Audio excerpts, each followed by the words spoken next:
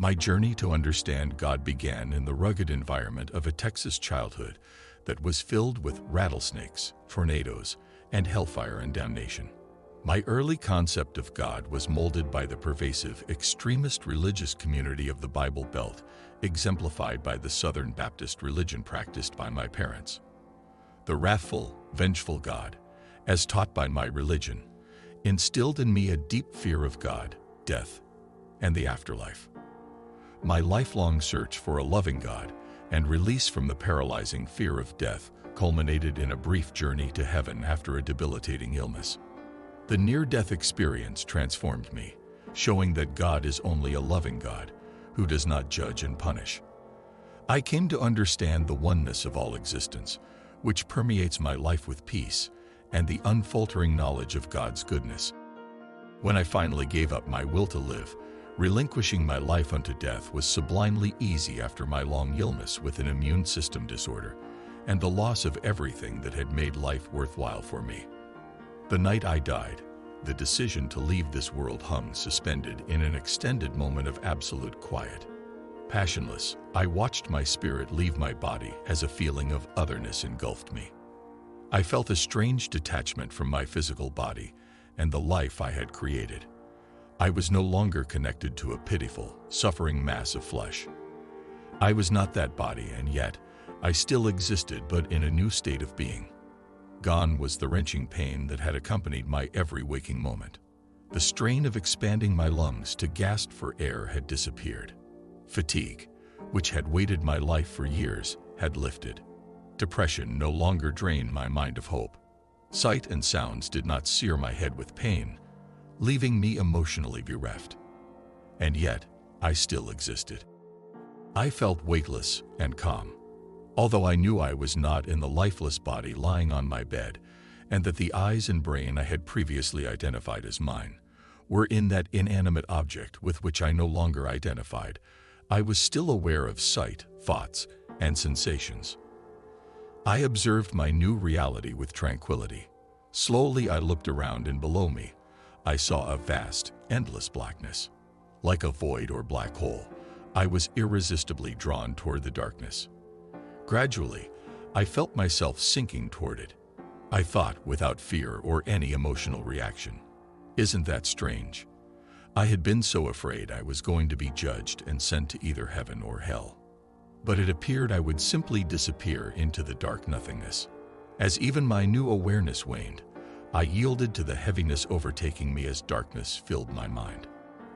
My vision became obscured as I began to merge into the void of blackness. Offering no resistance, I released my hold on any remaining shred of consciousness and personal identity. At the very moment, I felt the last of me disappearing into nothingness. A powerful, energetic force that swooped beneath and lifted me, carrying me upward, suddenly buffeted me. Barely conscious, my only awareness was a sensation of rising. I seemed to be traveling upward at an unimaginable speed. A clean sensation of wind rushed over my face and body with tremendous force, and yet there was no discomfort. Vast distances seemed to fly by me. The higher I rose, the more my head cleared. I became aware of a deep sense of peace and warmth that permeated my senses. Confused, because the energy that had enveloped me had a definite presence, I tried to see what was happening and who was carrying me. Who or what cared so deeply for me? I felt peaceful and loved immeasurably. I knew I was in the arms of a being who cherished me with perfect love and carried me from the dark void into a new reality. As my mind cleared, scoured of the remnants of mortal past associations, I was finally able to open my being fully to spirit, and my vision cleared. With the eyes of my soul body, I looked to see what held me in such love, and I beheld a radiant, spirit being, so magnificent and full of love that I knew I would never again feel the sense of loss. I have no way of explaining how, but I knew the Spirit was Christ. It was not a belief, perception, or understanding, but my recognition of Christ came from my new perspective of spirit. I did not see the Spirit as I had seen Jesus of Nazareth depicted in paintings, but the innate knowing of my heart remembered and acknowledged Christ. The radiant spirit was Christ, the manifestation and expression of pure love. Because of my Christian education, I knew no other name to call what I felt as I looked at him. Others might have called him Buddha, or Yahweh, or Great Spirit in the sky, but the naming did not matter. Only the recognition of absolute love and truth was important. Safe in the gentle yet powerful embrace of his love, I rested, secure that everything was okay, exactly as it was supposed to be. Ascending ever farther, I lifted my eyes to see a great light in the vast distance. With Christ as my guide, I rapidly approached the light.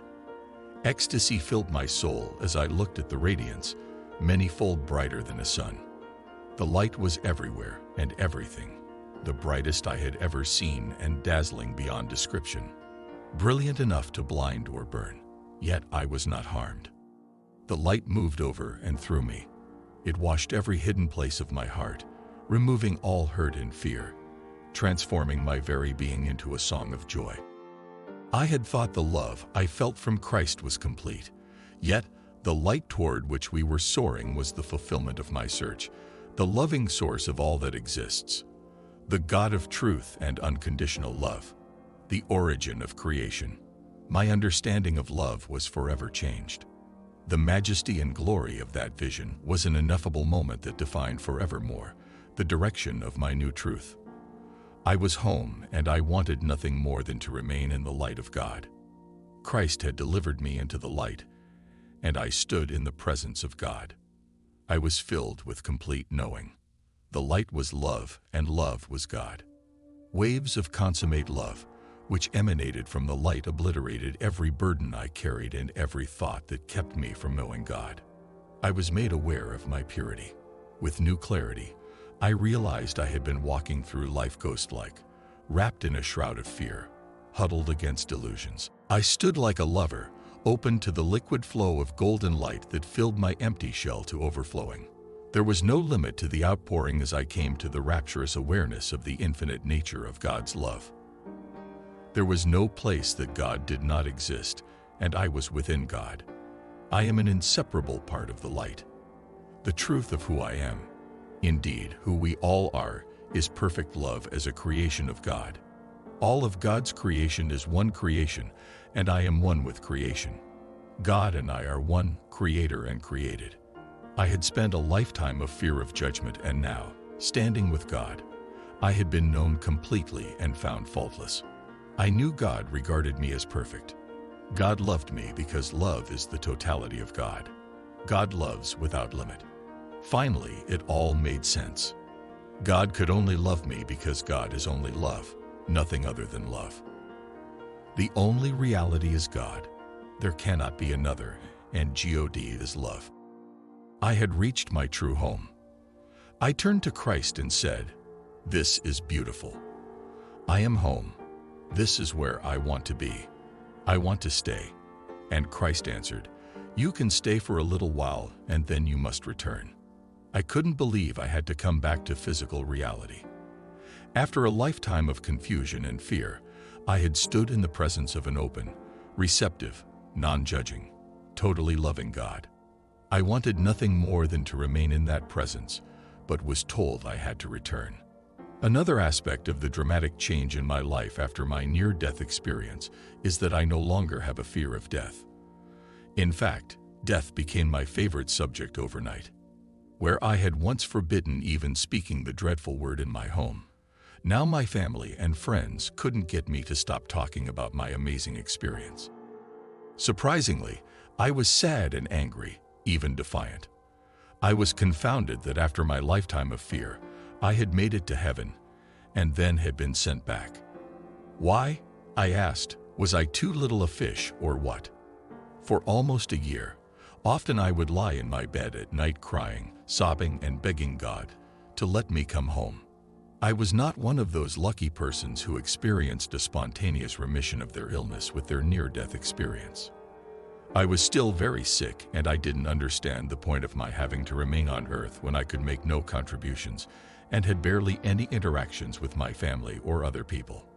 I found myself whining, questioning, and begging God, "Please, please, Please, please let me come home.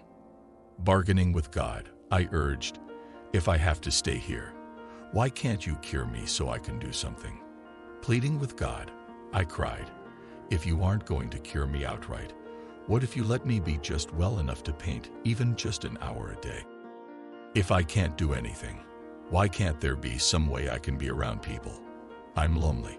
Although I felt waves of love wash over me constantly when I stopped complaining long enough to remember my experience, I never got the answers to my pleas. At least not the answers I wanted. After about a year, I prayed a new prayer from the sincerest depths of my heart. Once again, I relinquished my will and efforts to direct my own life, as completely as the night I gave up my hold on life and died. I said to God, my dear God, I give up. I do not know what is right for me. I don't know what I am supposed to do, who I am to see, or what I should say. I don't even know what to think. I am always requesting what I think would be best for me. God, I don't know what is best for me. My life is yours. Whatever you want for me is fine. If I am to lie here in this bed, sick and disabled for the rest of my life, whether it is 20 minutes or 20 years, that's fine. Whatever happens is fine. I know you love me. And then I added, I make one request, however. Please, if I am to live, let me be useful in some way for you.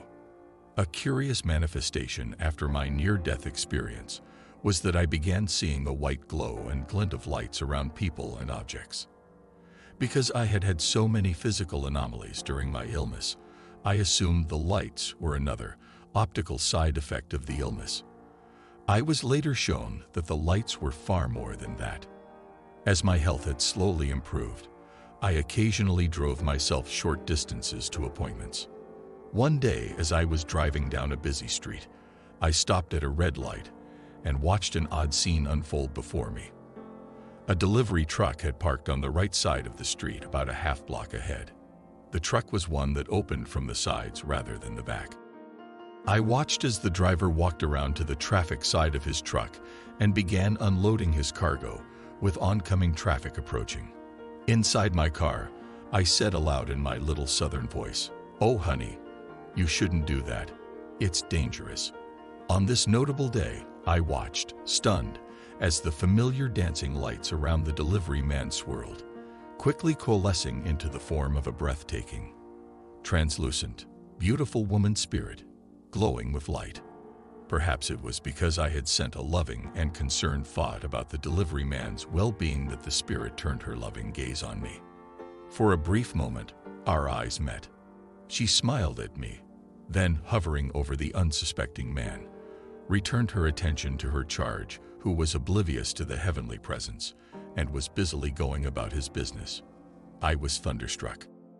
Barely breathing for fear the vision would leave, and mesmerized by the vision, I was reluctant to take my eyes off the beauty of the scene. However, from my peripheral vision, I became aware of even more compelling lights. When I was able to tear myself away from the spirit, I glanced slowly at the vista around me, and everywhere I looked, single people in my view had beautiful, loving spirits attending them. Spirits accompanied people walking nonchalantly down the sidewalk. From within cars, unfettered by physical barriers, I could see the glow and form of beings around the occupants. I saw joggers with flutters of light streaking behind them as their spirit kept pace. As people entered and left buildings, light beings followed. The view before me was filled with brilliant, white light. From the limited understanding of my human mind, I struggled to comprehend the meaning of what I saw. I knew the lights were connected to the individual people, although more of them than with them, almost as if they were an extension of their existence, a light connection to an aspect of their higher self. The lights, a connection to the humans, which were glinting off the beings, were so bright and expansive. They interconnected, forming a sort of light grid. I remembered reports in books on the near-death experience of people seeing grids on the other side that they didn't know how to explain. As I looked at the network of light before me, I felt the immense outpouring of love coming from the beings. I realized the connection of human beings to the beings of light was through love, and that the love itself was connected through this grid. The metaphor represented by the image I saw and perceived was absolutely clear, and I was overwhelmed with the knowledge that we are all one. I comprehended that our oneness is interconnected by love and is an available, much higher level and means of communication than we normally use but to which we have access. This love is available to anyone who is willing to do the hard spiritual work that will allow us to open our hearts and minds and eyes to spirit. I remembered the love I had felt in the presence of God and experienced a total sense of love for all existence as an interconnected oneness and a manifestation of God. Repeatedly, this single truth was driven home to me. Only God exists. God is everything. All that I gaze upon is a representation of God, not the physical mirage, but rather the shining brilliance behind the mask. I was startled back to everyday awareness by the blasting of a horn. I looked down at my speedometer and realized I was barely creeping forward in the car. With sheets of tears streaming down my face and all but blind with emotion, I pulled to the side of the road until I could take in all that I had witnessed and regain my composure. I don't know how long I sat, taking in the wonder of that event, but I couldn't move until the spectacular vision slowly dissipated, returning to the more familiar form of lights around the bodies of the people I watched. I was reluctant to leave because I hoped the angels would return, and I called them angels because I didn't know what else to say. But when I gathered my senses enough to drive, I made my way home, anxious to tell my husband. Still, I wondered what he would think. Would he think I was hallucinating, getting sick again, or perhaps even losing my mind? Much to his credit, he listened with open ears to my tale. In fact, after I told my story, his response was, "Can you see anything around me?" Looking deeply into the lights around him, I discovered that by focusing on the glinting lights, a form emerged, taking the appearance of a beautiful spirit. When I described his spirit attendant, he was thrilled. Encouraged by Ed's response, I told my story to my children and friends, and they related the information to their friends. That initiated the sometimes timid and skeptical, but always curious inquiries from the friends. They too asked if I would mind telling them if they had beings around them. Would I mind? It was my joy to share the love I felt coming from the exquisite inhabitants of a dimension where love reigns. Eagerly, I shared with anyone who wanted to know if they too had angels around them. Eventually, news of my ability to see the angelic realm spread via a newspaper article, television appearances, college lectures, and most significantly, word of mouth. Today, I devote my time to readings, counseling, and lectures. As I talked to more and more people, I garnered new insights. In the beginning, I called what I saw angels because I didn't have any other word to explain what I saw.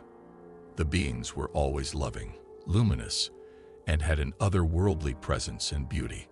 Curiously, as my ability to discern spirits progressed, I began to see a different type of spirit hovering around people, and they compelled my attention.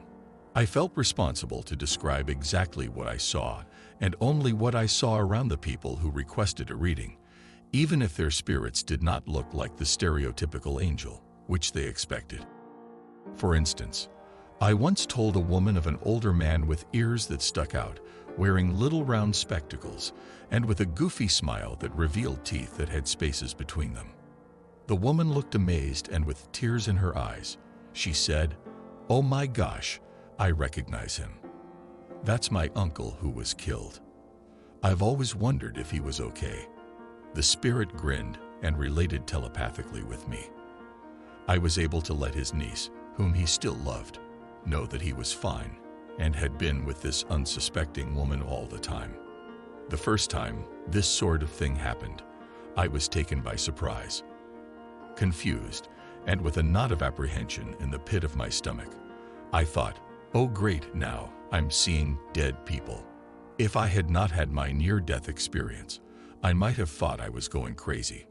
But I did have a near-death experience. I could now see angels, and evidently, I could also see the spirits of people who had died.